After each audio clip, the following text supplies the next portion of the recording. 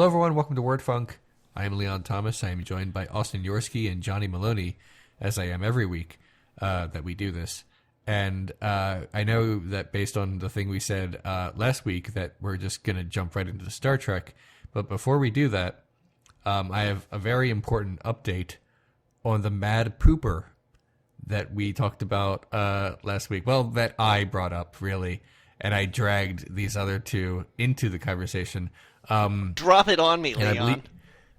I believe we mentioned that if there were any updates, that, you know, they would be presented on this show. I want the info dump.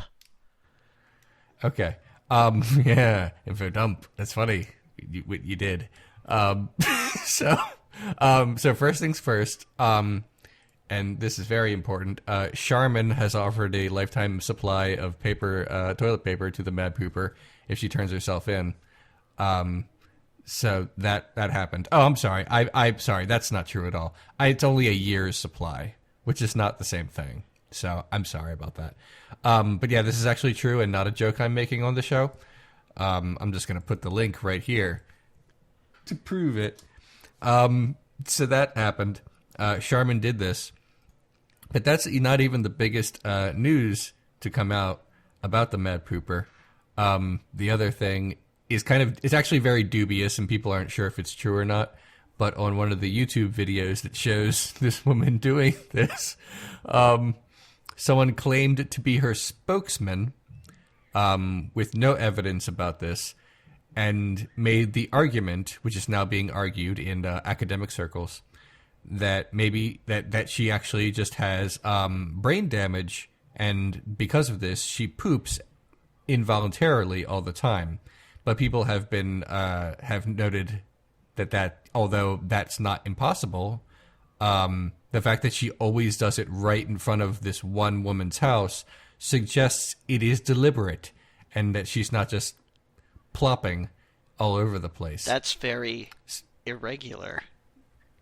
Yeah, like, I mean, if you're only doing it one place, you can't say like, oh, I'm sorry, I have, you know, it keeps happening, you know, involuntarily, and just by coincidence, always in front of your lawn, and always when I'm jogging right to your lawn, and always in front of your children.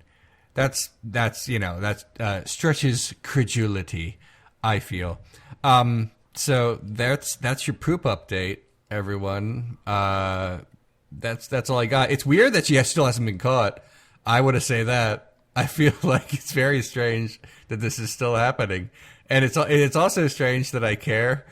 But it's just, I don't know. There's just so much bad news that comes into my timeline that a little bit of, and this is still bad, but a little bit of bad news that's also kind of funny is something I need every once in a while, because otherwise it's just Nazis and hurricanes.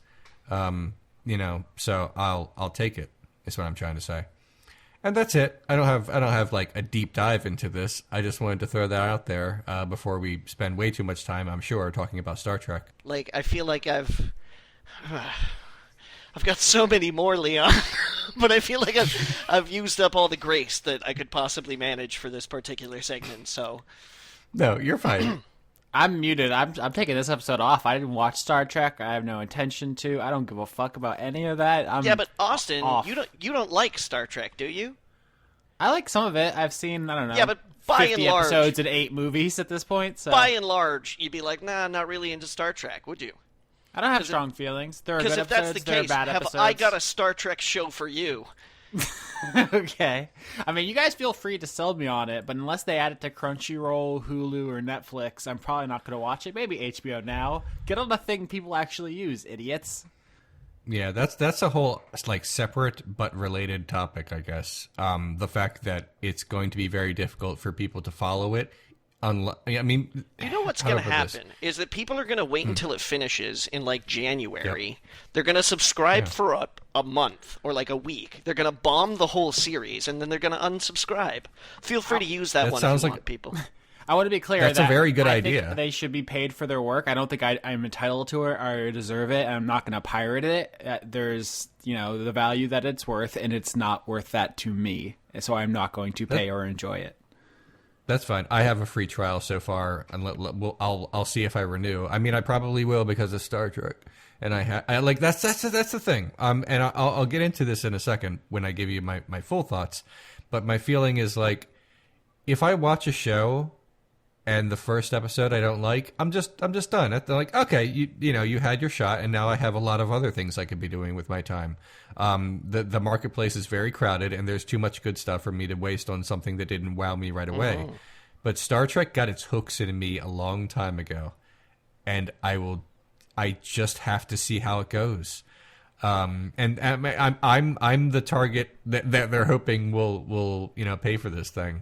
You're gonna be the week to week guy. Yeah, I am. So am I, but I get to watch it on TV. This is one of those rare moments where Canadian internet, or I should say American exclusionary internet, is a win for the rest of the world. Because outside of Canada, as I understand it, it's on Netflix internationally, but in Canada, we're getting it on the television, which is this thing I don't know if you guys have heard about, which plucks TV shows through cables out of the ground. But get this, you don't choose which one is on when. It's so quaint. Okay, so I want to say this right away, and this might not be a criticism of the series itself, because it just might be the director of the first 2 episodes. Because there's going to be a bunch of different directors, because it's a television series. Even Jonathan Frakes is directing an episode of Star Trek Discovery later this season. So there's that. But I just want to say this about just the visuals and the way the style of the first 2 episodes. It's not the set, like the sets and set design, because that will continue. Why is every goddamn thing at an angle? The show is just all Dutch shots. It's like, like the running joke about watching Battlefield Earth, you have to do it like tilting your head. Or very, very drunk, I've heard. Yeah. That was the first 2 episodes of this show. And it was so unpleasant to look at that even if the show in all the other ways was really good, it is a ruinous aspect of the first 2 episodes of the show. You see, Leon, what I wanted to see, I wanted them to double down on the fact that there's no up and down in space and have just like random shots be like 90 degrees, other ones be like completely upside down. Other ones taking place from outside of the ship, so you can't actually hear the dialogue, but you can see them like talking with each other. You joke, but there is one shot that takes place a shot from outside the ship, and we see the Klingon ship and the Federation ship, and instead of like it is on almost all the other Treks where they're just like facing each other at a very perpendicular angle or whatever, like they're like face to face, like one ship is exactly the same. They're just not, because spaces wouldn't work that way. And I like that one shot where they said, yeah, space is like this, and not, there is no down exactly. So that was fine for that 5 seconds, but the rest it was really weird. And it didn't happen at like, basically you do a Dutch angle when like there's like a revelation and like suddenly the world feels different, and that is the implication of the shot.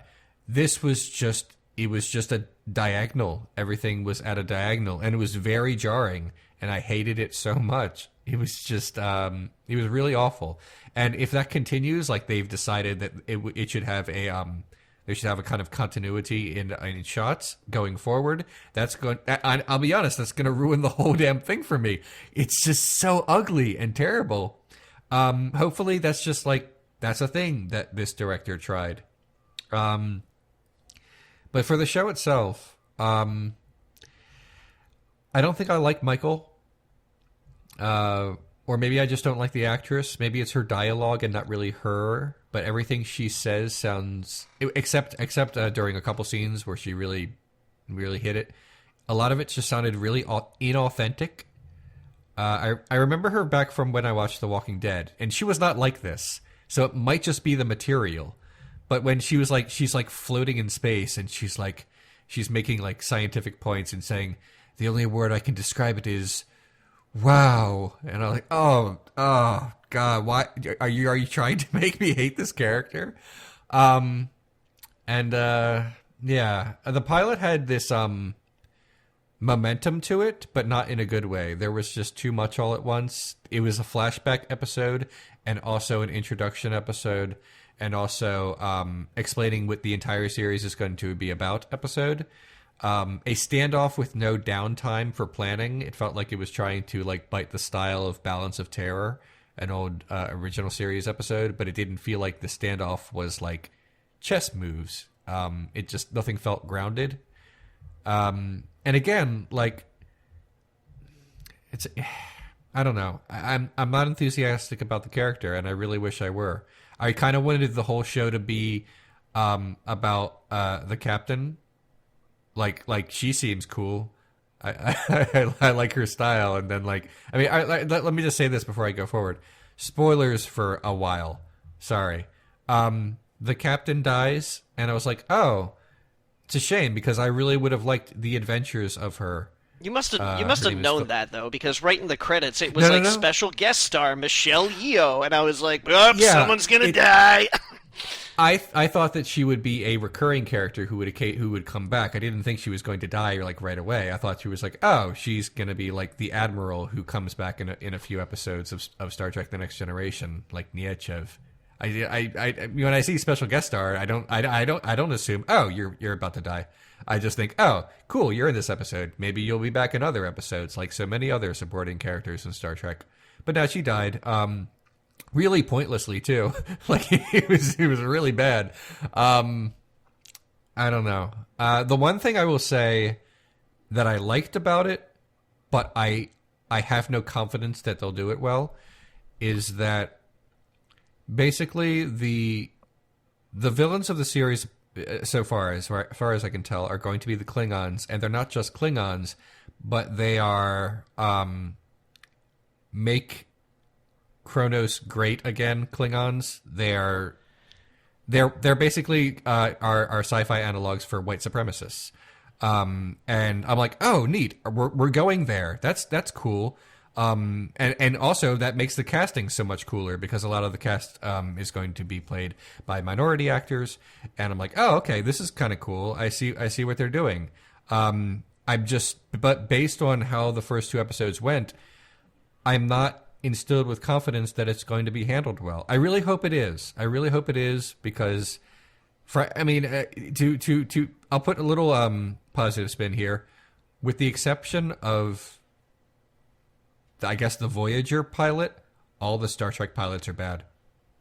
The one with Captain Pike, not the one where we flash back to Captain Pike and he's in the box, but the one where Captain Pike is like terrible and Spock isn't the right Spock. That pilot of Star Trek, the original series, is awful. Encounter at Farpoint does not hold up well at all for the Next Generation. It's just a great big piece of shit. Almost the entire first season of Deep Space Nine is bad, and Enterprise's pilot, and as well as most of the show, was bad. I guess that means the best Star Trek pilot really is the one from Voyager, which is really just okay. So maybe, I normally don't do this, but I'm just going to keep watching because it's Star Trek, and maybe it'll just get better, like so many Star Trek shows do. I feel like I'm coming down a little hard on the actress who plays Michael. She seems like she actually is good, but what she is given is not. Okay, I guess that's what I wanted to say about this. Johnny, your thoughts? Pretty much right off the bat, I thought that there was a problem with the show because there's absolutely no way that they can keep up the mood and the pacing. Like, I sort of feel like a TV pilot should be an introduction to, like, the general mood that the show is going to perpetuate, right? Yeah. Like, and the problem that I have with the first two Discovery episodes is that there's no way that they can keep that up. I mean, you're right about how like relentlessly chock full of stuff it is, but it tries so hard to like amp up this confrontation between the Federation and the Klingons. And I mean, yeah, okay, sure. Maybe we have to remember that like not only were the Federation and the Klingons like big bad enemies for like the longest time, because that is like technically speaking in the history of the Federation now a footnote, right? We're not used to, as Trek people, Trek lovers, Trekkies, if you will. We haven't been given as much time where the Federation and the Klingons are at war with each other than we have that they've been friends. So I understand that it's like that you have to like kick it off automatically and make the Klingons like intimidating and kind of like, reintroduce the audience and entice new viewers and things like that. But there's absolutely no way that you can have an entire television season match that tone. Like, this is not Star Trek :24, right? Like, we can't have episode after episode of stalemates and like ships fighting and stuff like that. Like, that's just not a good use of screen time and story and composition and things like that. Like, it's not, it wouldn't work. So I find myself, after having watched the first 2 episodes, being like, okay, but what is the show gonna be like? Because I don't know. Like, it's almost like they decided to start the whole series with like the best of both worlds, part 1 and 2. And just be like, okay, so that was your big like Hollywood production hook to get everybody like, oh wow, Trek has teeth again. Because they really doubled down on the attitude of the movies, where people are like, Starfleet officers are like disagreeing with each other, and the captain's like, oh, I can't believe you two agree with each other for once. And they're like, what? We do? But we always fight! Oh! It's... And don't get me wrong, don't get me wrong. I think that to a large part, some of the crappiest Star Trek is when you're dealing with characters who are kind of these, like, super one-dimensional, Riker's the ladies' man, Geordi's the nerd, Data's the awkward one, my favorite Star Trek episodes are about deepening those characters, like when you learn about Picard's regrets of maybe not having a family, and despite the fact that he has this prestigious career and everything like that, he feels like he's missing something. Or the relationship that he has with Dr. Crusher, where they like get together and have breakfast on a regular basis, and there's that kind of like almost will they won't they, except she's the widow of his dead best friend, and when. So I liked it that it felt like these were actual people coming right out of the gate. That there was disagreement, that it wasn't just this harmonious Federation starship where everybody has the same idea, and it's always the right idea. But, like, apart from that, like I said, I don't know what the rest of the show is going to feel like. Because you can't do that episode again for the rest of the season. Like, you can't even... I know that they were talking about, and I mean, this is like, Brian Fuller's vision, even though he's not on as, like, a showrunner anymore. I believe he's still got a producer credit. That's just, it's there, but it's just for, it's a title that at this point means nothing. Yeah, but I'm willing to bet that while he was still on staff, they were probably, like, putting together the skeleton structure of the show. And I know that his jam is season-long arcs. Like, he's my boy with that. Is picking, like, long-term development for characters and story, and not necessarily committing to the one-off format. So I gotta believe that, and you say too that the Klingons are going to be the big bad guys this season. It's like, okay, that's the larger arc, right? But, like, the the third episode, pardon me, we can't go in right away and be like, oh no, there's another Klingon problem. You know, like we can't just keep doing that. So I don't know what happens next. I want to see the show, like what the show is going to be most known for. And I feel like those episodes were not it. And if they were, then it's going to be a terrible show. Not because I think that they were terrible, like, television.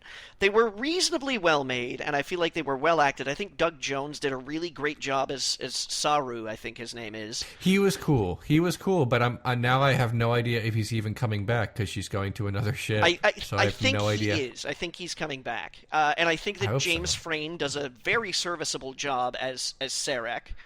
And Michelle Yeoh was good, but you know she's not coming back.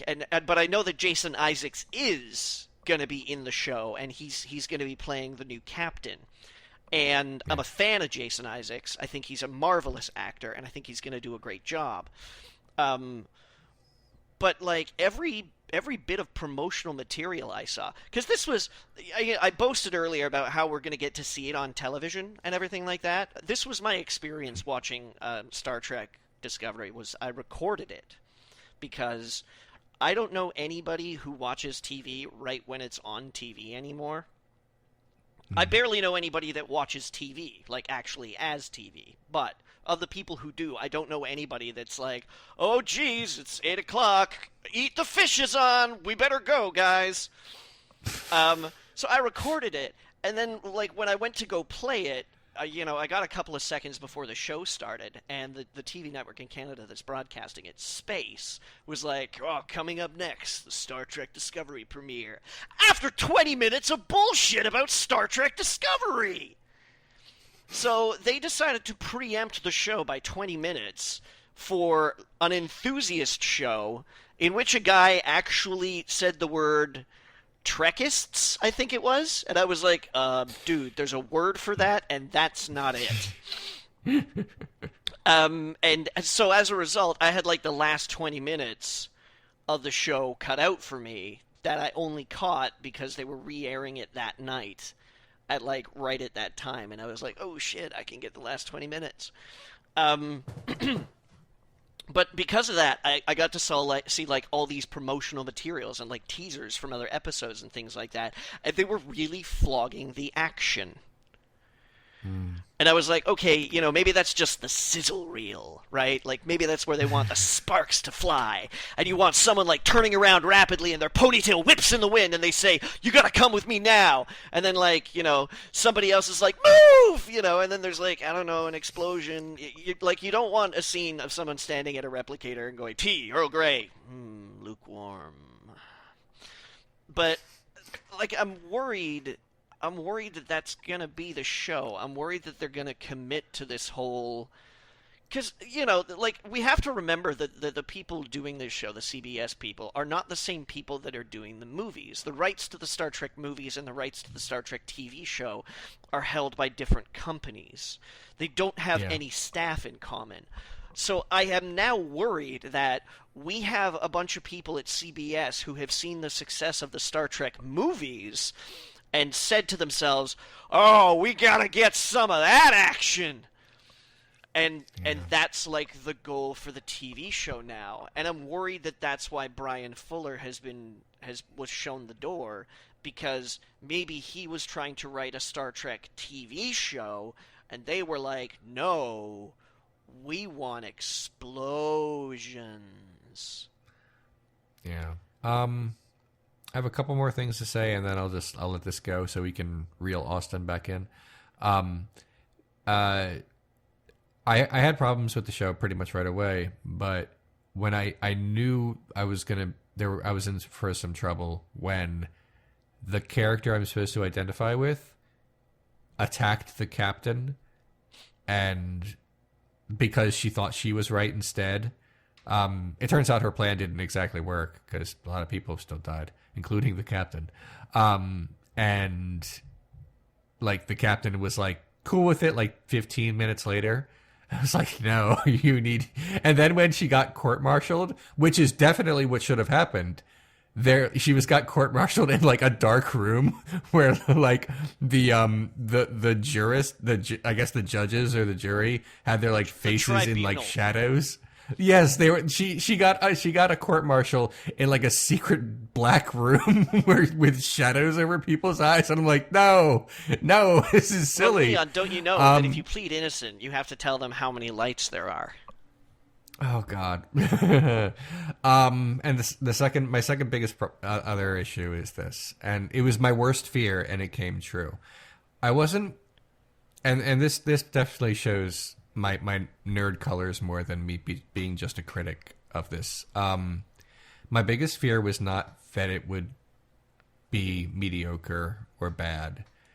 My biggest fear was that it just wouldn't feel like Star Trek, and it did not feel like Star Trek. And my worst fear it was the first 2 episodes. I'm like, oh, it's like, it's in tone, it's like halfway between the movies, like the worst parts of the movies, and I guess Enterprise, but that's not really fair either. I don't know. I guess, I mean, I don't know what to say. I'll wait and see. The one thing that has me a little bit hopeful is that I've been told that the 3rd episode is a time jump and serves almost as a new pilot, which is weird. But it's not like it's the first time Star Trek has had 2 pilots. So there you go. And we'll see what happens. Austin, come back to us. Borg. We miss you. Worf. Picard. You're doing great, buddy. Scotty. Spock. Enterprise. Yep. V'ger. All of those are a familiar word. Yeah, especially V'ger. V'ger's a little obscure, so good job on that one. I liked that movie. Anyway. I know. I'm glad we're on the same page on that one. I really like the first Star Trek movie as well. Okay. Hi. So that's that. Austin, I feel like I said, we haven't heard much from you. If you have any topics, like, you have the floor now. We will shut up. Like, by all means, I will probably not shut up, just so you're aware. But I mean, feel free to lead. Mm-hmm. Interesting. Yeah, that's. I wonder how much of our fan base, or like listenership, fan base is a weirdly egotistical word, is like, oh, thankful that we got a no Austin segment. I like Leon and Johnny a lot. I'm sure there are some people, but I'm sure there's just as many who are like, man, I really wish Austin was here, and I just want to say, I see you. Thank you. So this week, I want to talk about a bunch of stuff, but most importantly, the thing I've been itching to talk about all week, a life-changing event that happened to me, is that I was privy to a revelatory entertainment experience. Have you guys heard of Neo Yokio? Oh, yes.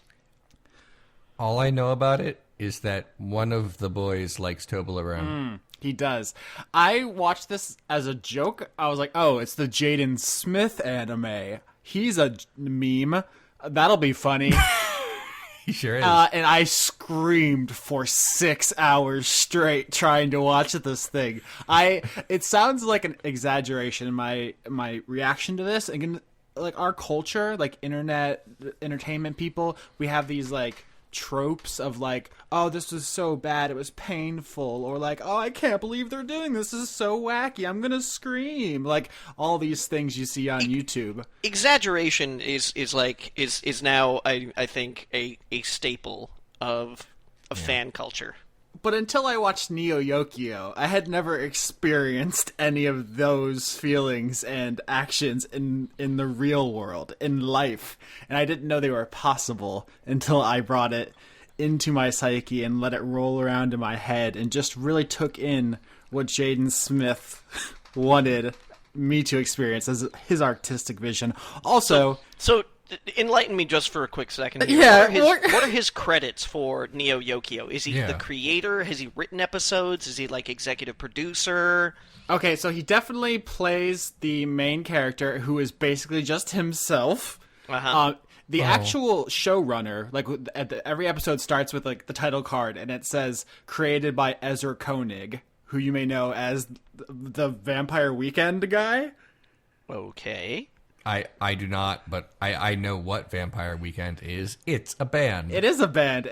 They have some good songs. I wouldn't say I'm a fan. I'm like a Fairweather fan. Like I like their singles, but I didn't think of him as like a guy who makes anime. If that's a thing he does, apparently.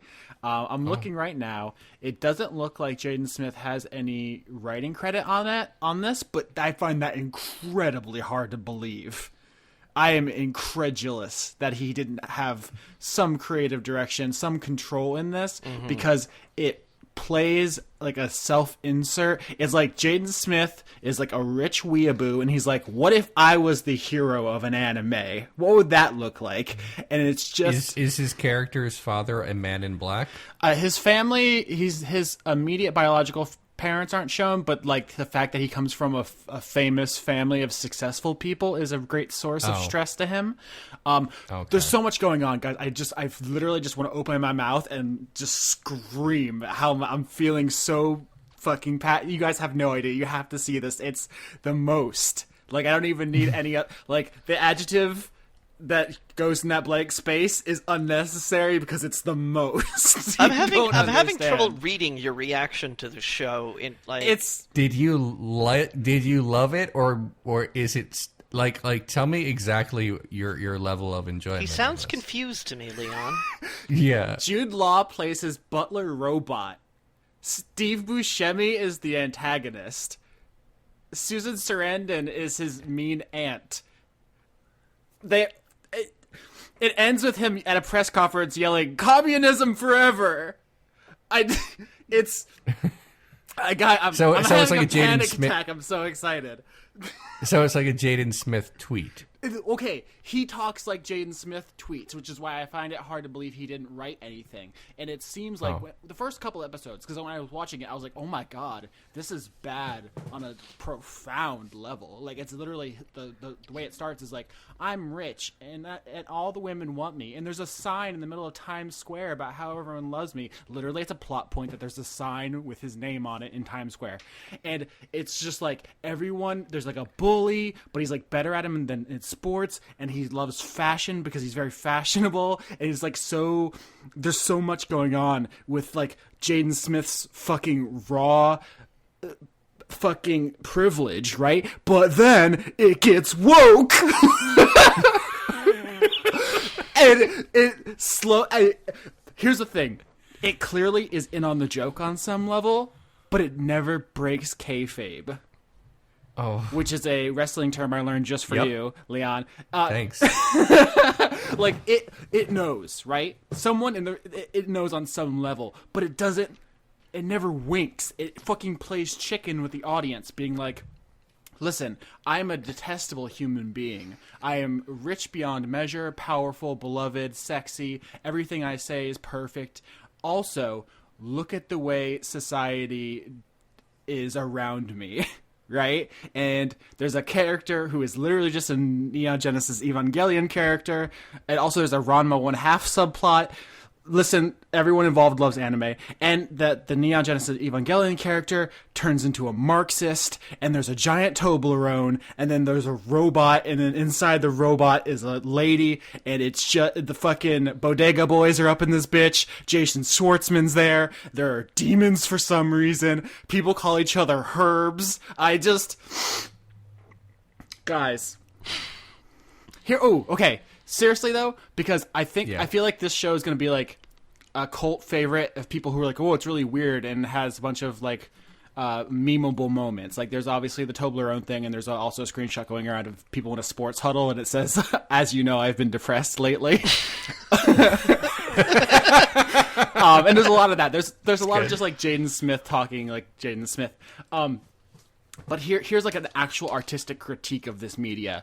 In one of the episodes, the plot centers around a real piece of art called For the Love of God, I believe. It's a skull covered in diamonds. Are you guys aware of this? This actually exists. Yeah, I know it. Kind of. Okay. So it's made by an artist. I'm trying to remember his name, Damien Hirst. And it cost $14 million to produce. And in the show, the like museum curator, who is clearly Andy Warhol, says, "Oh, it's the most expensive piece of art, therefore it's the best, objectively." That makes it the best art, right?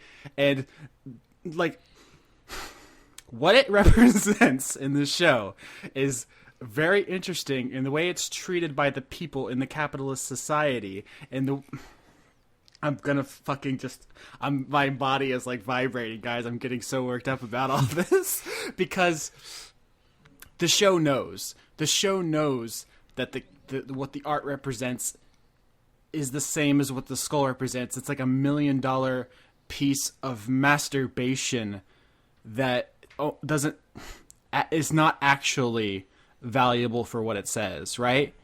It's a representation of what we think we value. It's like humanity made grotesque with money. Is anything I'm saying making sense? Because it's a fever dream. I worry about you sometimes. Austin, I wish you had like tweeted this at me at some point this week, so I could have watched it and like had some things to say about it. It sounds like the kind of thing that I might enjoy, but I'm always like a little behind with my like bad stuff that everyone is talking about. Yeah. I watched Death Note the 2 weeks after one of you talked about it, and 1 week after the other of you talked about it. So it was too late at that point. But I might try it. And here's how like huge it is right now. I'm scrolling through my timeline, and Toblerone has tweeted about it, like the company. Yeah. Can I ask you something about this? Yeah. Is Toblerone, was that just product placement, or was that just like, does Toblerone represent something bad? Like, I genuinely don't know. All I know is that he sits on a bench and he has one. So that's the thing. I would definitely believe that it's product placement, but I would also super believe it's just a fucking weird thing they put in there. Like, he buys it as an extravagant gesture to a girl. He says, "Oh, I brought you a big Toblerone because I'm rich, and this is like a very extravagant purchase I made. It's bigger than what normal people can afford." And then she's like, "Actually, you're a puppet of the capitalist bourgeoisie." And he's like, "Well, you don't deserve this Toblerone then." And he takes it with him, and then it's like a running joke. And I would absolutely understand if money changed hands for that, but I think it's equally good if it didn't. Both universes are fascinating to me, which is what I love about the show. It's not bad in a normal way. It's not bad like Death Note, which is just like, oh, they made some weird choices, and also could have used a couple more million on the budget. This is bad in a way where it's like they purposefully didn't sync up the dub right. And like during the fight scenes, they do like shot reverse shot, but the people change. They're not in the right position in the reverse shot. You know what I'm saying? Okay. It's bad. Like they wanted to send up old anime because like they just explicitly reference a bunch of anime, right? But it's not a anime parody show, which is easy to do. Like, you can just be like, remember Pokemon? Like, that takes no fucking effort to just reference shit. It's also doing other stuff. Okay. I'm a little confused about something. Was there a Japanese version of this show before, and this is the English dub? No. Or is well then why we shouldn't even be calling it anime? It's that's not. Well, you know what? I realize I just stepped into something that I'm not qualified to talk about. So fuck it. You just stumbled into the GIF thing. That's already a blazing fire. Good luck in there. Bye. Everyone in the comment section, if you have something to say about that, please understand that I don't care. It's just a thing I thought I'd say very briefly and then not reference at all. Done. Okay, so anyway, it's a show, and it's trying to bite the style of Japanese animation. No, but it's not. It's not even biting the style, though, because it's its own... Nothing looks like this show looks like, but at the same time, I feel their fingerprints on it. It's uniquely American, right? Like, even the name of the show, Neo Yokio, is like the idea of a rich kid who grew up in New York, but who admires Tokyo from afar, and the setting is like a mashup. Like, the World Trade Center still exists, but it's underwater. That's weird and awkward. But I think it's on purpose. I think they know. There's so much stuff like that. There's an entire fucking They refer to the Bronx prefecture, and also one of the neighborhoods is underwater, and there's a fucking scene where the house springs a leak, and they go. I'm just. Well, it sounds like a lot of hot garbage. It's very good and woke, though. It's secretly okay. Yeah. But like, I can't like much like our Star Trek talk. I can only kind of speak about it through what you've said. Yeah. It sounds interesting, but I just don't know how many episodes are there. 6. Oh, Or like half an hour. Yeah.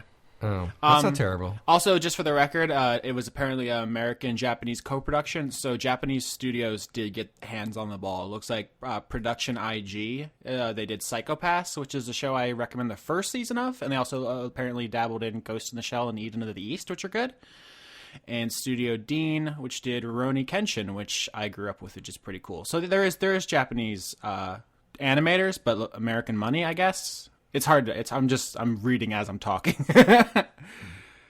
Yeah,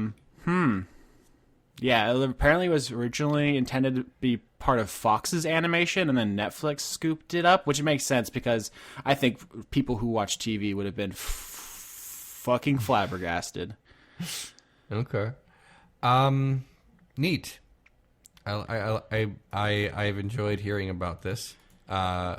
I don't know what to add. Yeah, but it's the most interesting thing I've experienced in a very, very long time. It's not necessarily good, but it's an experience everyone should have. I'm just gonna have to see it before I say anything else about it.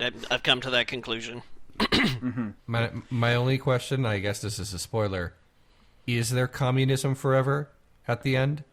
So in the lore of the show, the socio-political system is different, and the Soviet Union still exists, and their communism is around. It's not forever yet. Oh, it's around. Well, we'll have to work on that. So yeah, that's neat. God, I'm so fucking stoked, guys. I'm glad. I'm really happy that you watched something this week that made you very passionate. I didn't, but that's okay. I had other things to do. Okay. Okay. Cool. Anyone else have anything they'd like to say? We have plenty of time before questions. I think. I mean, son, you know I got more. Okay. If you have something else. Unless, Johnny, you have something you want to talk about. Everything I'm up to right now is kind of like incomplete. I've been watching the new Ken Burns documentary on the Vietnam War, which is, oof.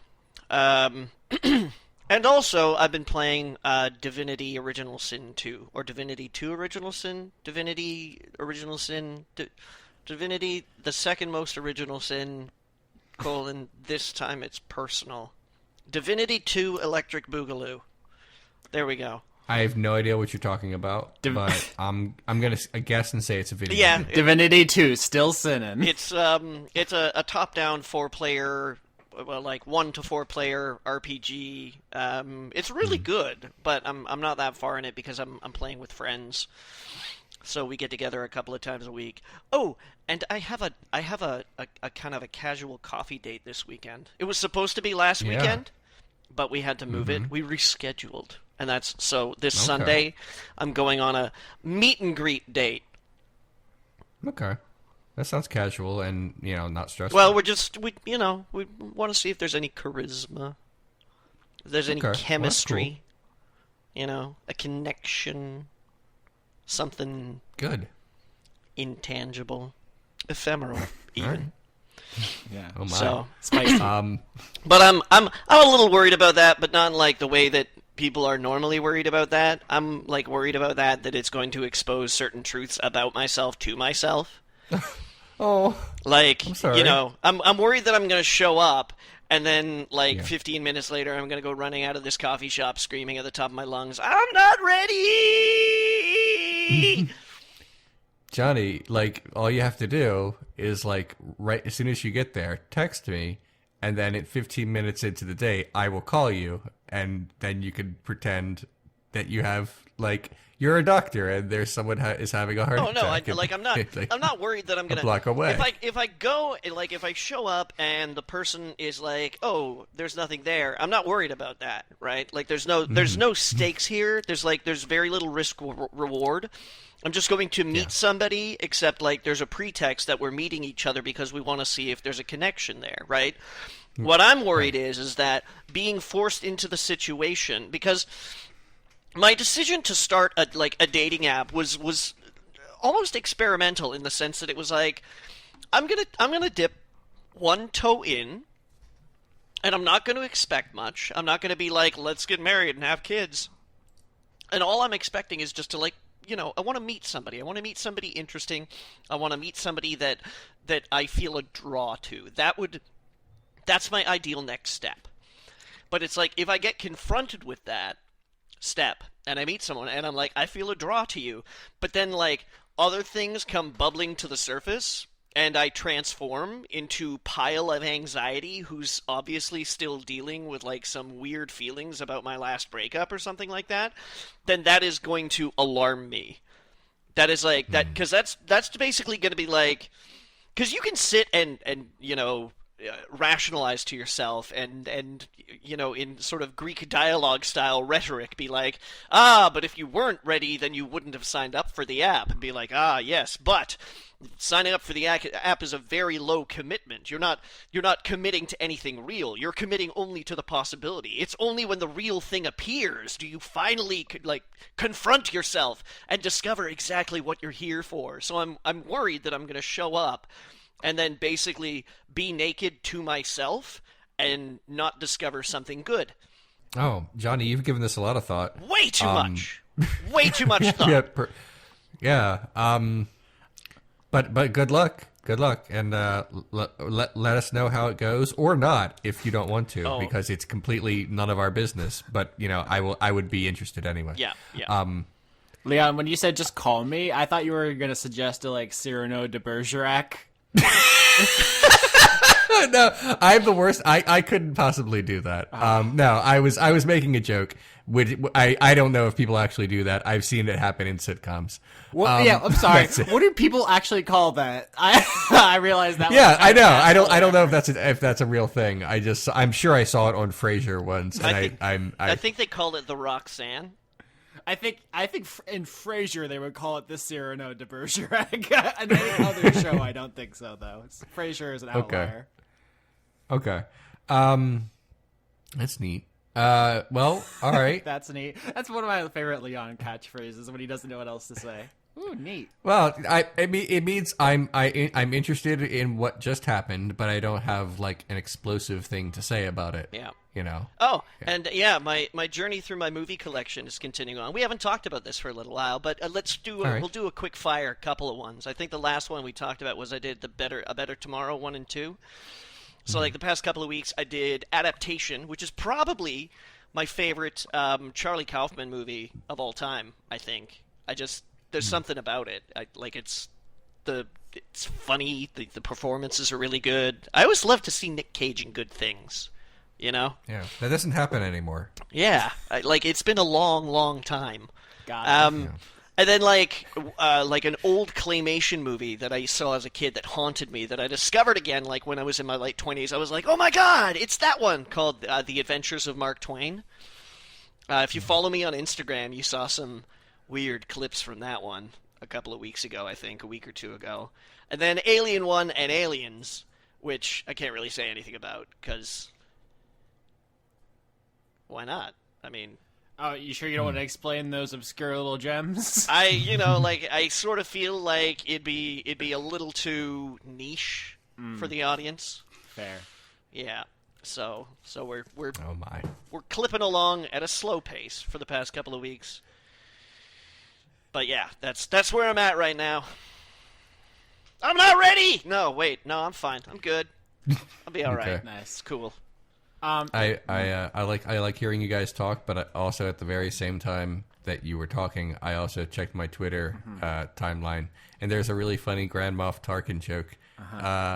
It's just I love it so much. I would explain it, but then it would be like dissecting a butterfly. Yeah. Speaking of dissecting butterflies on Twitter, apparently libertarianism.org tweeted, "What's wrong with baby selling?" So yes, I saw that. Oh, I did not see that, and but it could be because I have that word blocked.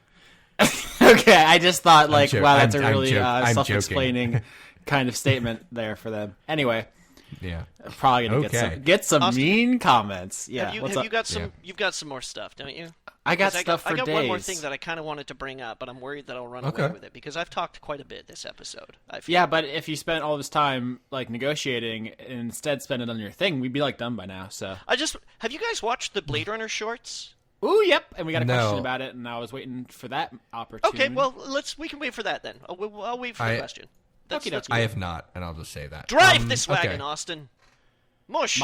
It's my wagon, Leon. Fuck off. Go, do. I don't care. I mean, I'm the host of this show in the sense that I edit it, but really it's just talking. Go ahead. Okay, so I have some law stuff this week. You guys want to start with the bummer, or you want to start with the non-bummer? Maybe they're both bummers, but one is decidedly more so. Surprise me because I don't want to know which one I'm going into. Okay. Yeah, that's better. Ooh. Okay, let's start with the discussion. One with more discussion. The other one's just going to be me relating facts to you. So in my animal law class, we've been talking about how other cultures have defined personhood, and I learned some fun facts, which I want to share with you guys, but I also want to get kind of your feedback on them. So, traditionally, throughout time, person has been kind of synonymous with human in our everyday parlance, but apparently not totally. For example, in New Zealand, it was recently determined that a river there is legally a person. Great. In some Muslim countries, certain mosques have personhood. In certain Hindu cultures and regions, certain texts have personhood. Historically, certain ships, naval ships, have had personhood. And of course, in America, our corporations have personhood. And I think it's an interesting kind of watermark for what a culture values. If you put all this side to side, it's the Maori of New Zealand really rely on and have special import with this body of water. America, well, we do like us some Coca-Cola. Nabisco. Yeah.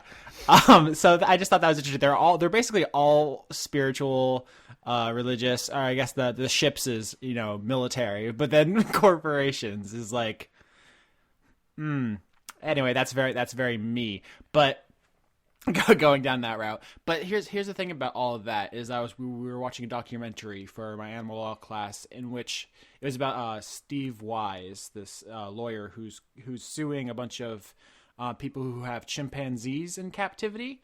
Not because they're being mistreated necessarily, because we have animal cruelty statutes which cover that. So if you're not feeding an ape or you're abusing it mentally, physically, we have laws for that already. But he wants them basically as freed as possible.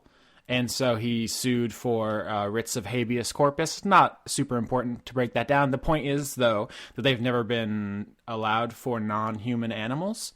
And so, in the documentary, they show those oral arguments.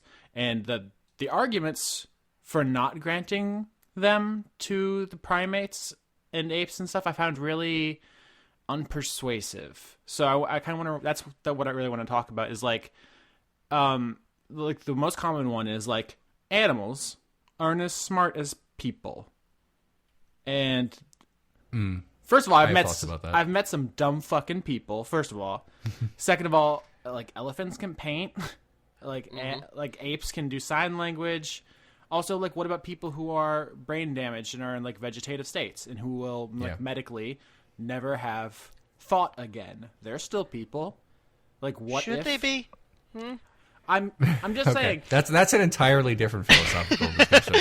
Different podcast. Sorry. Intelligence strikes me as a fucking weird thing to use because it's arbitrary. What we value as intelligence changes over time, right? Yeah, and it's not necessarily fungible. But it's not a great watermark. Yeah. But imagine a person who gets so smart, one person, I don't know, a science fiction scenario. They get super smart. Do they have more rights than everyone else because they're smarter? Like, what does that mean? Well, do they decide if we go in cages? Yeah, that's one of the arguments for granting be smarter. Granting more rights to non-human animals. One of the argument that you brought up, well, they're dumb, is like a common argument, and the argument against that is that why we treat human beings differently than animals? Because like a baby is definitely dumber than an adult chimpanzee. So it's at that point. Yeah. At that point, it's speciest, and at that point, it's also the reason we don't punch someone in the face is not because of their intelligence. It's because it would cause pain, and pain is universal among both humans and non-human animals. But even so, so the fuck what? What does that have to do with anything? We don't. Being smarter does not make you morally better. It doesn't make you anything.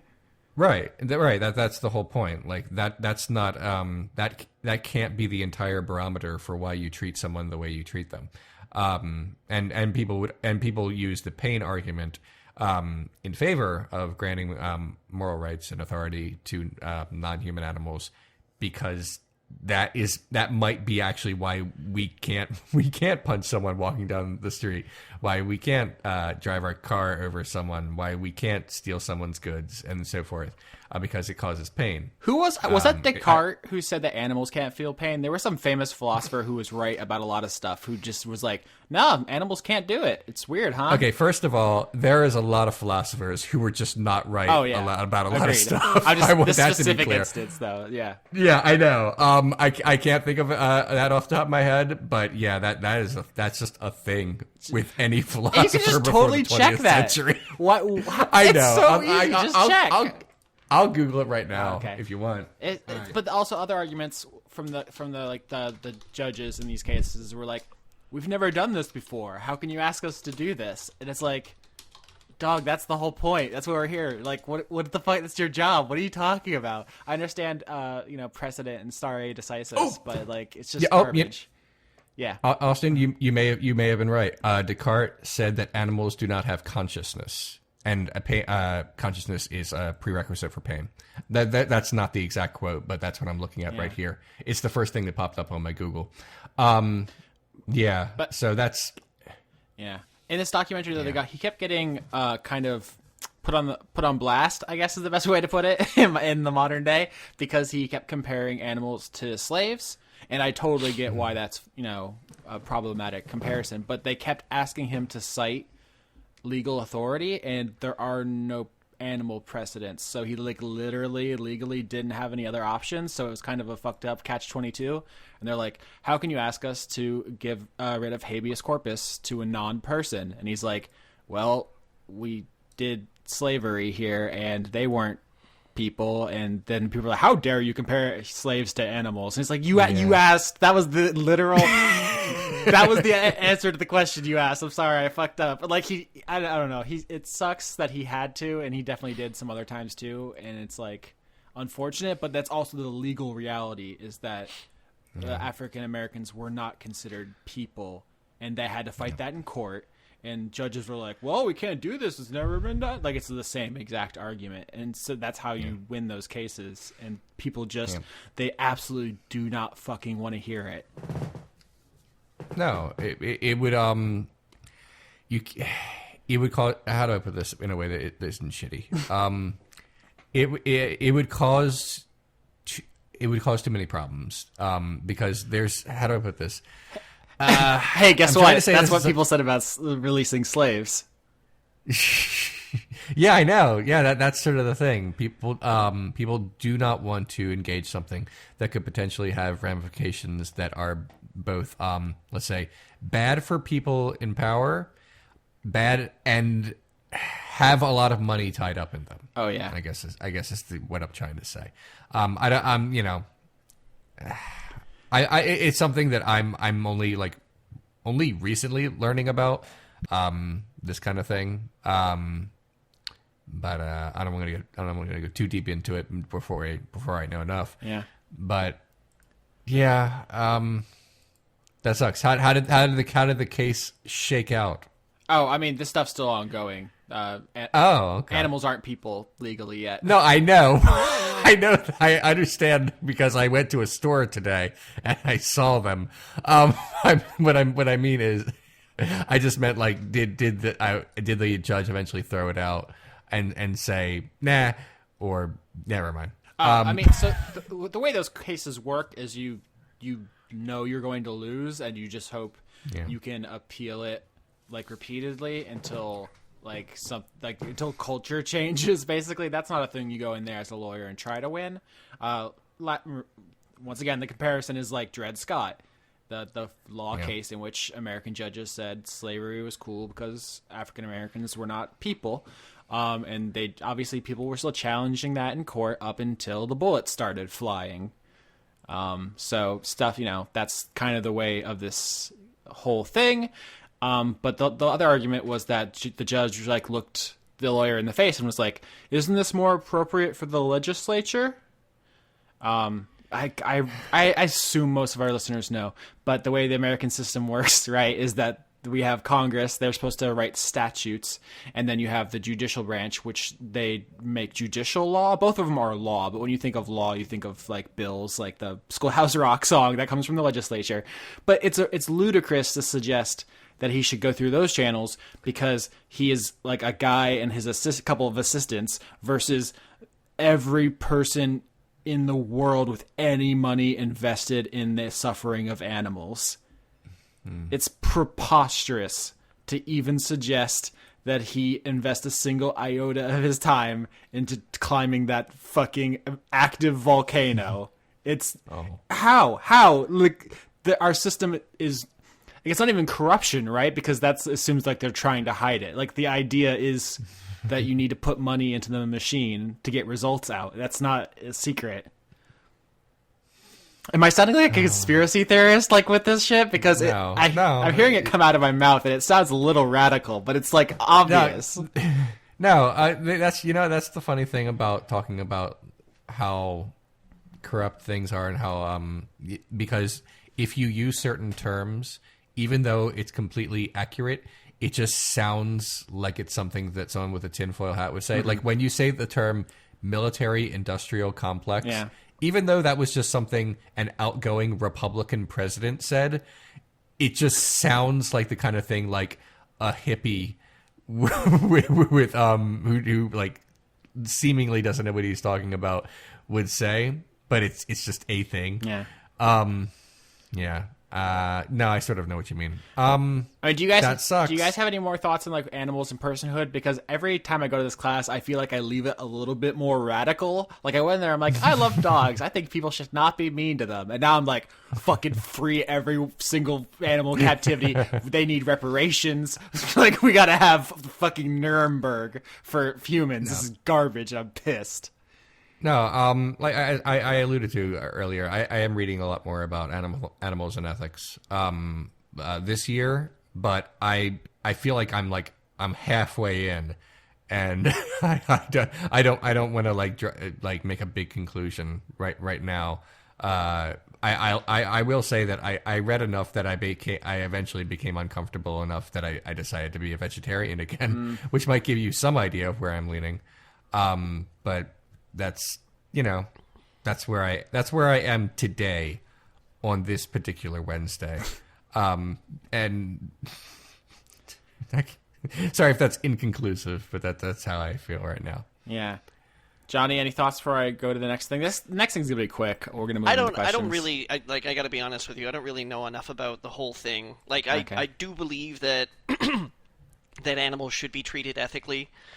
I do believe that they should be kept ethically. I believe that, like, our requirements for, like, pet owners and things like that are remarkably lenient. Yeah. That's the other thing. I didn't get into that. The other thing is the slippery slope shit they're always up to. They're like, if we don't put chimpanzees in tiny cages, what's next? They vote?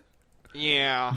That's never been a good explanation for anything, So someone watched Escape from the Planet of the Apes and got really scared. The next person I hear say, "Where do we draw the line?" I'm drawing the line on their fucking head. But like I don't know. I just feel like it's too complicated for me just to like flippantly make a declarative statement Yeah. about on a podcast. Fair. But I mean, in a nutshell, if I could sum it up, is hey, wouldn't it be great if we didn't do bad things?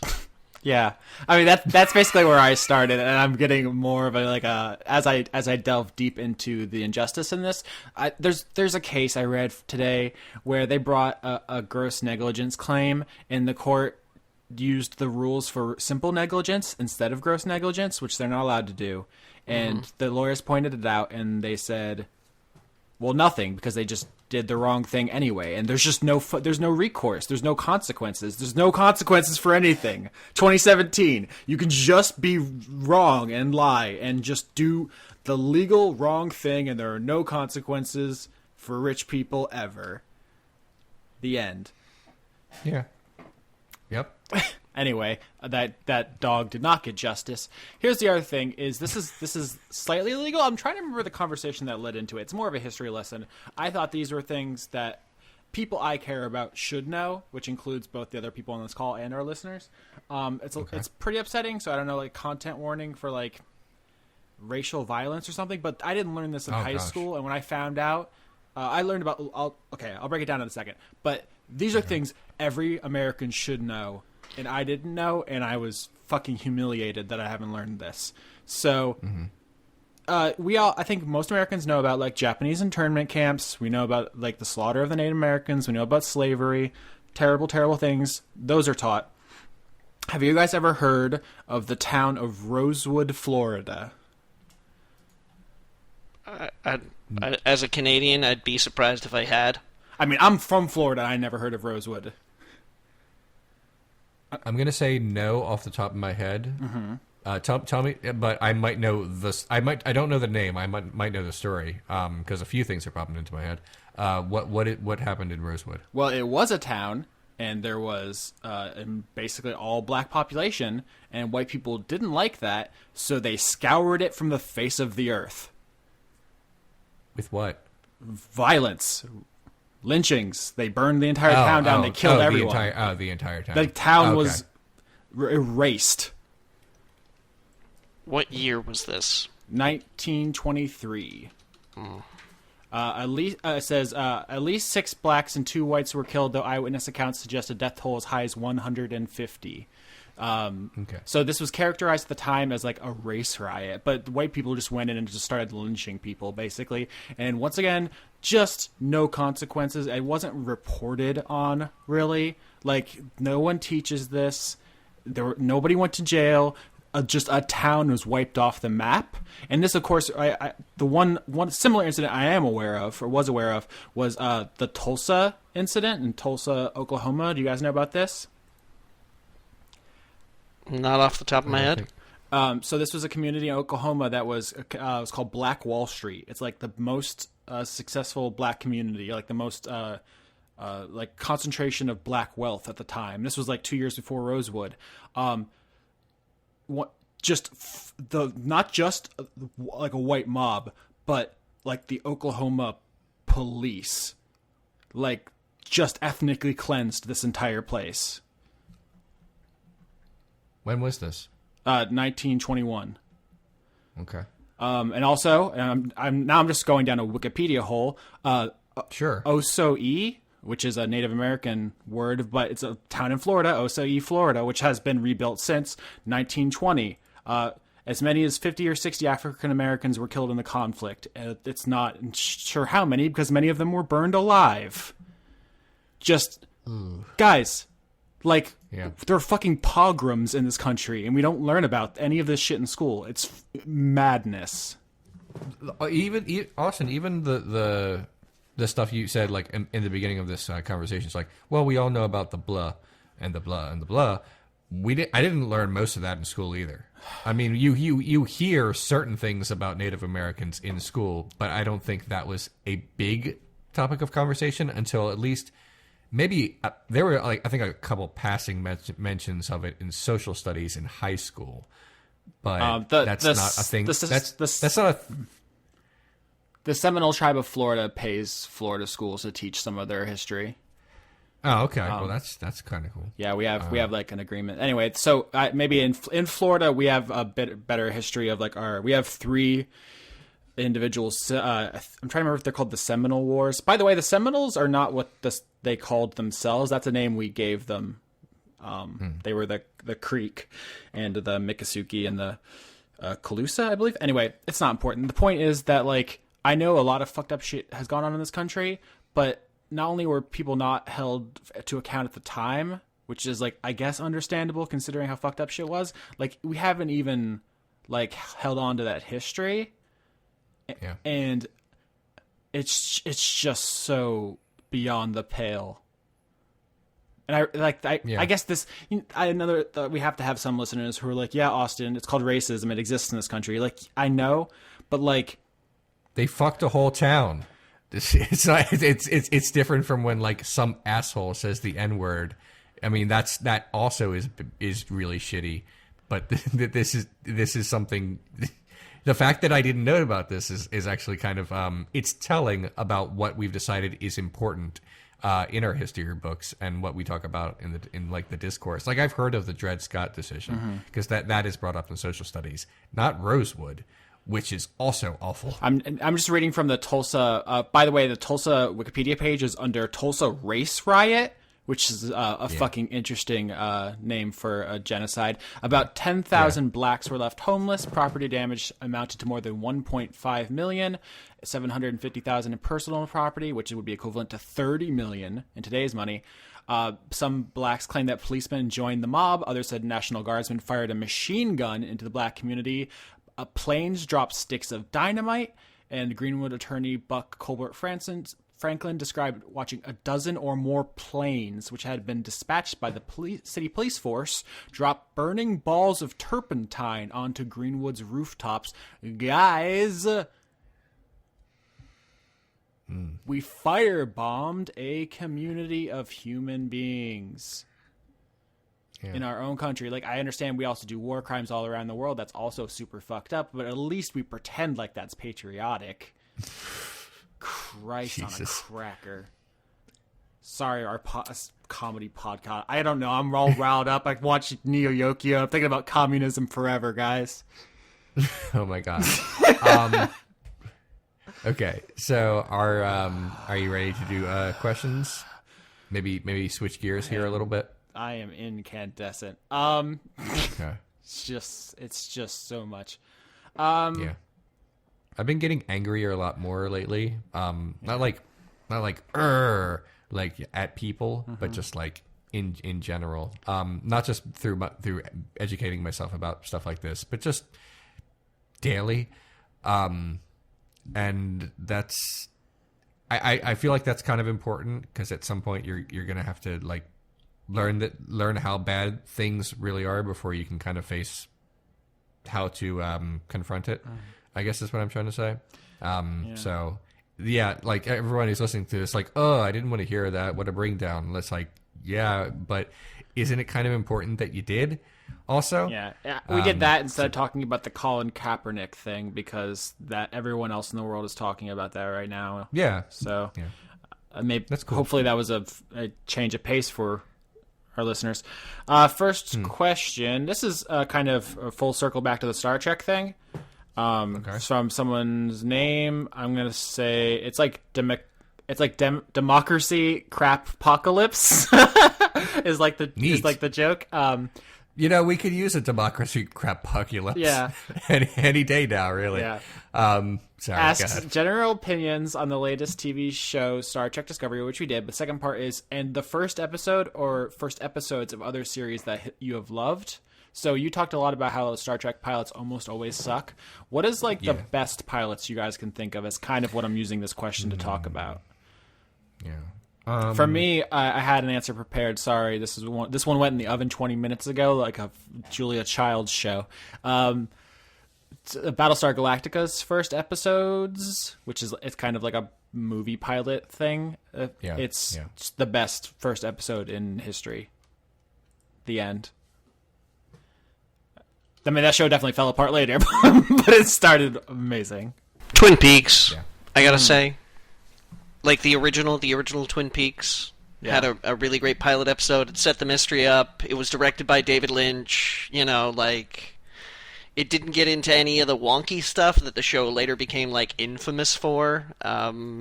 You know, like, it was pretty, as far as, like, David Lynch stuff goes, straightforward and charismatic. That was a big one for me. I like that. I'll agree with that.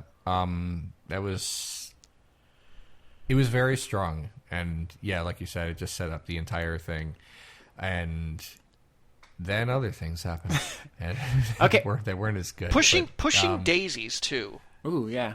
I want to say, like, Pushing Daisies had a really, like, it was a really whimsical show, but I just like how it just got right to the business of it, where it was like, we're going to kind of tell you a fairy tale, and we're not going to explain how any of it works, but this guy brings dead people back to life, only for a minute. If he touches them again, they die again. Watch the hijinks! And it was just like, it moved, you know, and, like, at no point in time was I ever like, but why? It just sort of explained these, like, really weird things were happening, and was like, that's it. Related, my name is Rad asks, why doesn't Leon want to talk about Twin Peaks? Is that a thing? Have you said that before, Leon? People have asked me about it on Tumblr. Like, talk more about the third season of Twin Peaks. Gosh, I sure don't want to. Oh, okay. How I feel about it is this. I really liked the first 2 episodes, and I was like, oh, this is really setting up some stuff to happen. And then it ended. Okay. Interesting. Yeah, I've seen a lot of people say they took some really interesting risks, but I don't see anybody who loves it. Yeah. I loved it. Johnny loves I know. it. Johnny definitely did. And I don't even feel so strongly hateful about it that I even want to argue or debate it with Johnny.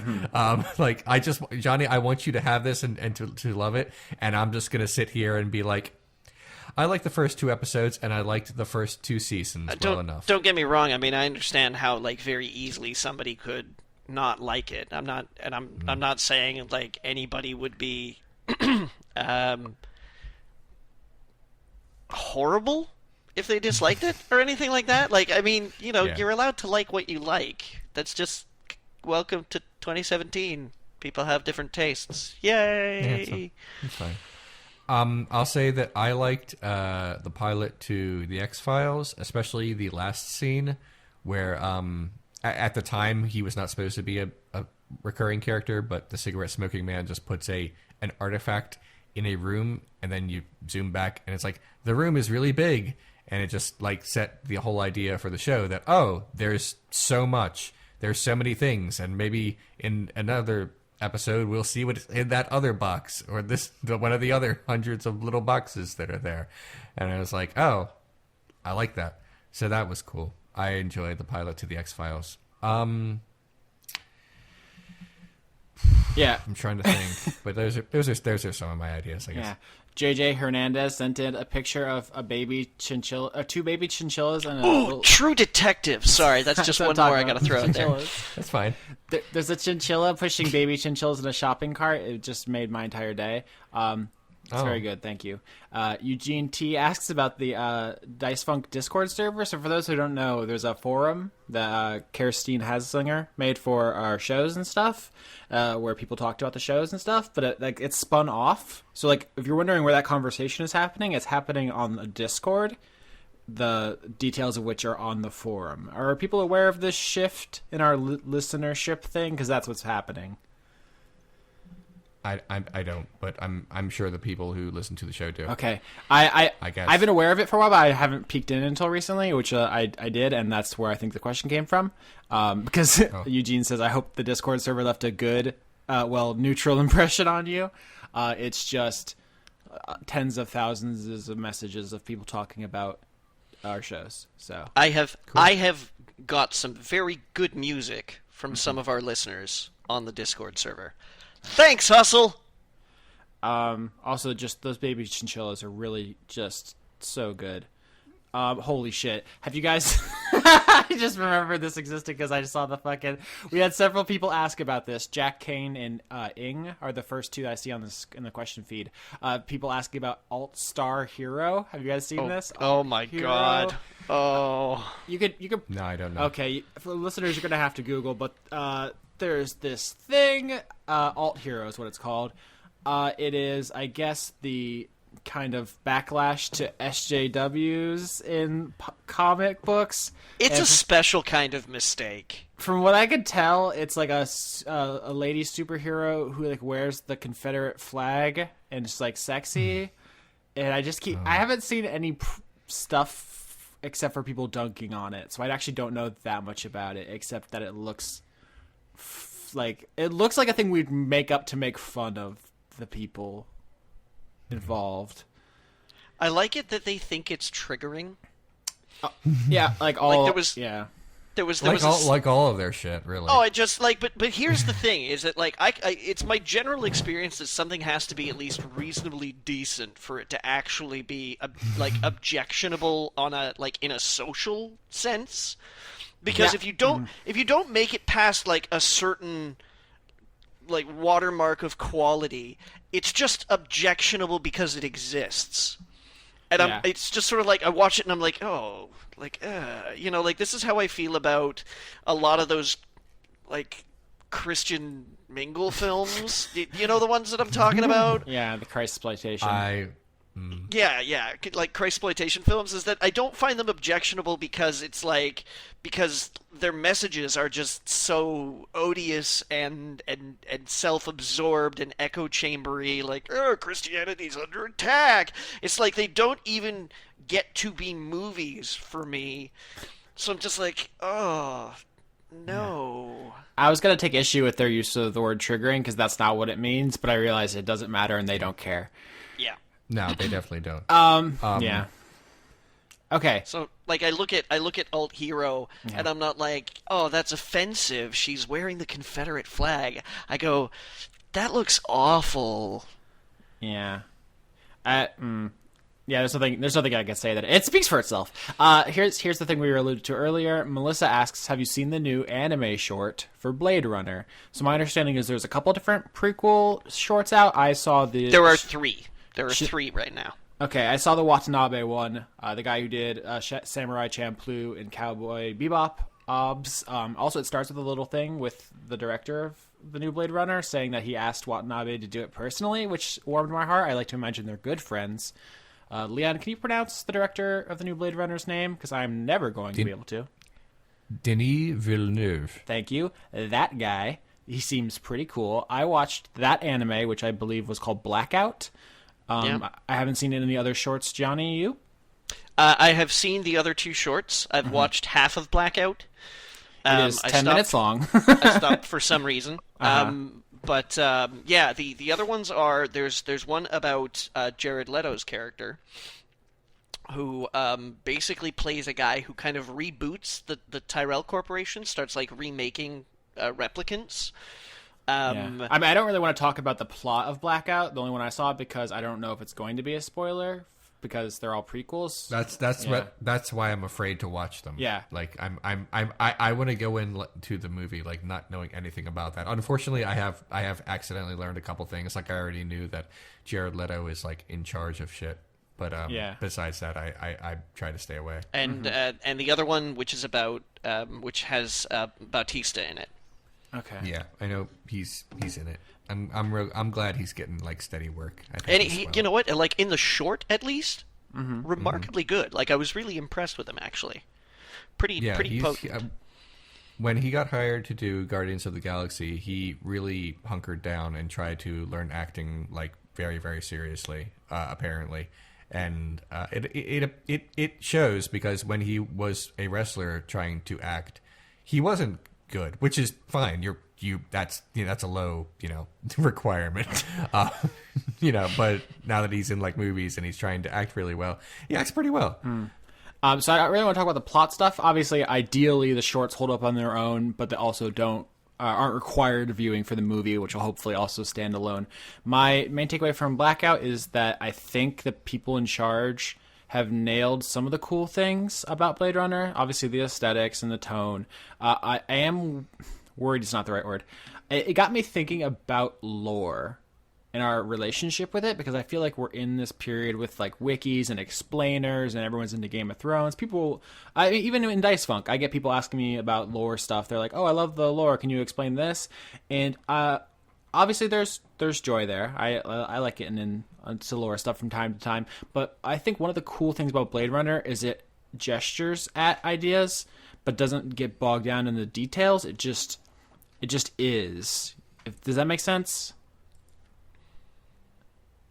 I think you'd have to get a little more specific.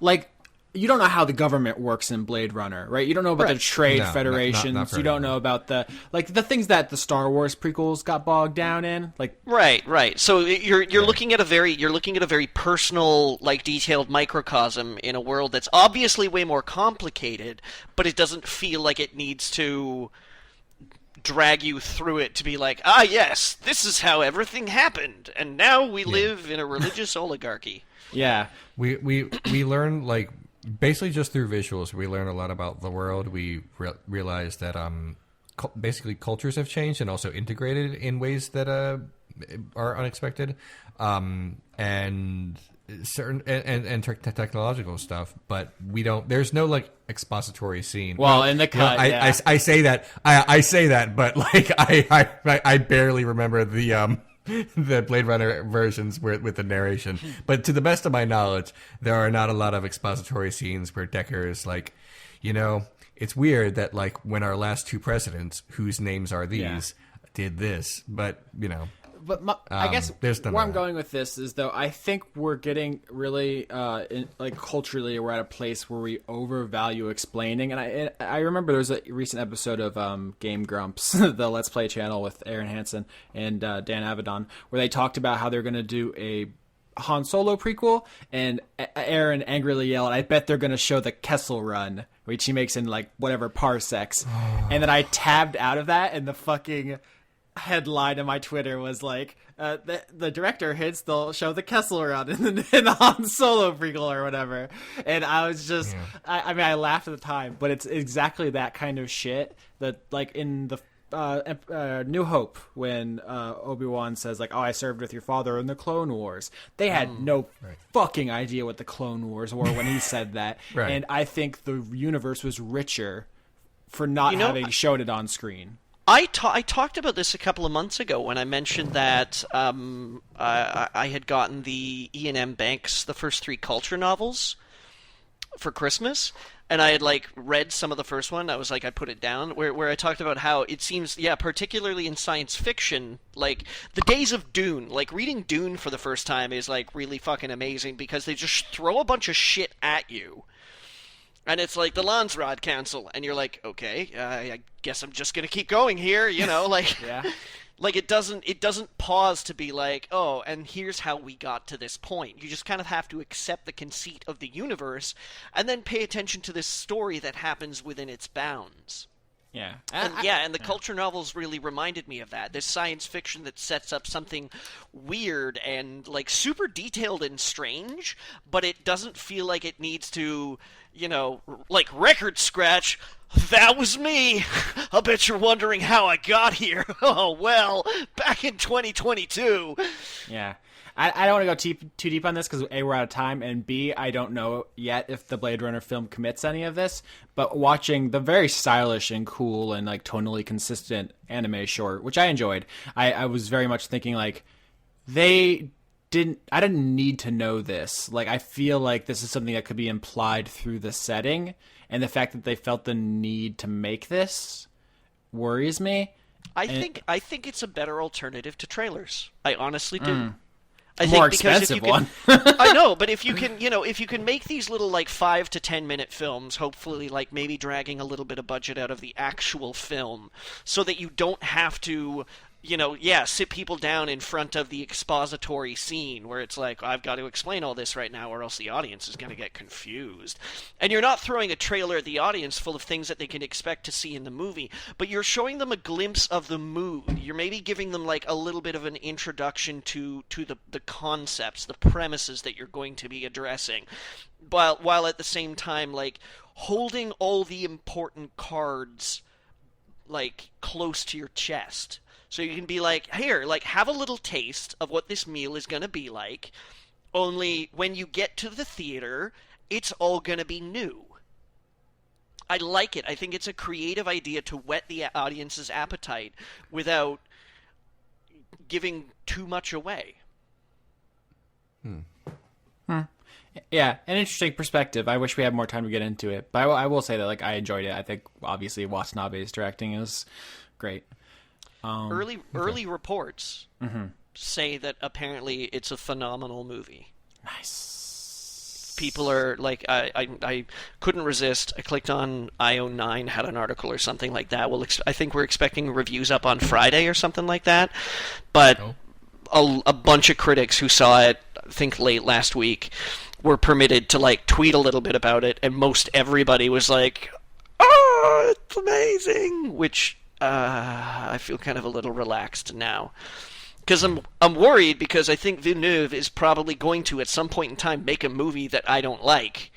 He hasn't yet, but it's bound to happen. I was really worried that movie was going to be Blade Runner 2049. Yeah. And now I'm really worried it's going to be Dune. But in the meantime, I can accept that Blade Runner 2049 is going to be good. I can kind of just like relax and let that wash over me. And I'm going to go see it in theaters for like the first time ever, but I'm probably going to go by myself because I don't have any friends. And the only guy I know that wants to see it with me is going to be away in Hawaii for the first 2 weeks. So, all right. Okay. It's going to be okay, guys. I'm centered. I'm living in the now. And I'm definitely not thinking about the coffee date I have on Saturday. Sunday, it's going to be Sunday. I feel great. Just tell her about all the atrocity that America's has committed. Yeah. I'm definitely going to speak in detail about the messy breakup I suffered early this year, and then be like, so have you heard about how many black communities they've raised in the United States that nobody knows about? Just a lot. Just a whole bunch, actually, is the thing. And then I'm just going to apply to have my genitals categorized as a historical landmark that are no longer in use and derelict. So we're out of time, but Rick asks, what does Leon think of Enzo Amore? Parentheses, wrestling! All caps, 100 exclamation points. Earlier this year, when I started watching wrestling again after a long absence, I enjoyed Enzo Amore and Big Cass as a tag team. Apart, they don't work because they're how to put this. Some of their parts don't work. They work in combination with each other, but then WWE had to split them up, and then Enzo was sort of exposed as not looking like a threat because he's not very good in the ring, and they gave him a lot more time on the microphone, and even though he is good at talking, he's also really annoying. And the fans kind of turned on him, and so did I. And then a lot of information came about how he really is in real life, and apparently he's just a big piece of shit that everyone just can't stand. And that also hurt. And I've just done like a complete 180 on him. I used to think he was pretty entertaining, and now I hate him a whole lot. How do I feel about him? I don't want him to be cruiserweight champion right now, but that's the thing that we've given him. Basically, WWE thought it would be good for the cruiserweight division because he's popular, but then they made him a heel, and now he's not. So, I mean, that's going to destroy merchandise sales for one thing, which was the only thing he was good at, and now it's not good. It's not good, guys. I would show you a pic. Look up Google the term Enzo Amore and just look at this motherfucker's face. Okay. He's just like the most punchable looking dude, and apparently he acts like that in real life. Oh, the German. It's the German word for like a face that needs a fist. Do you know about that? Yeah. I did not. Oh. What is the German word for that? I want to say it now. Yeah, it's I can't fucking pronounce this thing. No, it's okay. Backpfeifengest, which is almost certainly very wrong, but it's apparently a portmanteau of like German words, because that's how German rolls, and it literally means a face that means a fist, or a face that should be slapped, I guess is what I'm reading on Urban Dictionary. I don't know if it's actually widely used. It's just like a thing people say is like, oh, that guy has a very punchable face, and oh, the Germans have a word for it. Yeah. Basically, the idea they couldn't stand him on a brand, like the actual backstage roster, so they moved him to another one, and the idea it would help ratings on the low rated smaller show, and it did for 1 week, and then everyone hated him again. It's just everything he touches turns to shit. I'm sure not a fan. Wrestling. No, it's there it is. Wrestling. Yeah. That's it. That's my thoughts on Enzo Amore are pretty much everyone's thoughts on Enzo Amore right now. It's now like the most common refrain to shit on Enzo Amore now. Okay. Oh, well. Room temperature takes. Yeah. Oh well. Anything you guys want to say before we go? Yes, there's a scene in Neo Yokio where Jaden Smith is depressed, so he goes to his own grave, which he has already made, which is on top of a building, and he lays down on his casket to vibe out. And then there's another man in the cemetery on top of this building, and he's grieving his wife who died, and Jaden Smith decides to berate him. Is that scene that happens in the show? Oh my. Also, Jaden Smith has pink hair in the show. Yeah, and that's the only other thing I know about it. Yeah, I think I'm going to go out on this. Hey, Word Funk hosts and listeners, it's Johnny. Listen, I'm a long-time talker, first-time caller. You may know that I've been growing my hair out for the past little while. I'm having trouble because I have dry skin, and that does not limit itself, unfortunately, to just the skin on my body. It's also my scalp. So I'm having trouble keeping my scalp moisturized. I was wondering, like, do you guys have any, like, tricks or tips that, like, because long hair has a tendency to just like soak all that stuff up, so does anybody like help me out with this, because my scalp's getting dry. There are shampoos for flaky scalps, and this is not a dandruff. This is not a dandruff thing. Like, yeah. I went to a doctor at some point in time in my life, and he was like, nope, that's not fungal, you just have like super dry scalp. Aloe vera hat.